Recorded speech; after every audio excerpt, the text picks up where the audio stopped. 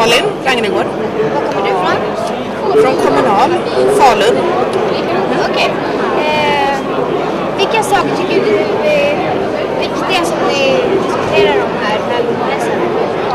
Det är jättemycket som är viktigt, men det jag har varit uppe och pratat om, det är ungdomsfrågor, skolinformation och fackliga ungdomsutbildningar och hur man får ungdomar aktiva och att gå med i facket och förstå meningen, och det tycker jag är jätteviktigt. Okej. Tänker du hur barn påverkas när du är med och bestämmer? Ja, jag brukar tänka på den här barncyklistan ibland.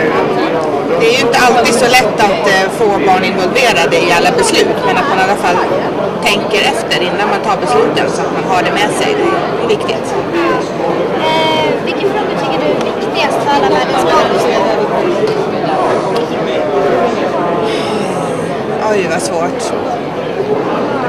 Det är svårt att säga just den frågan, för det är så olika i olika länder vilka förutsättningar man har som barn. Men att alla barn ska ha samma rättigheter.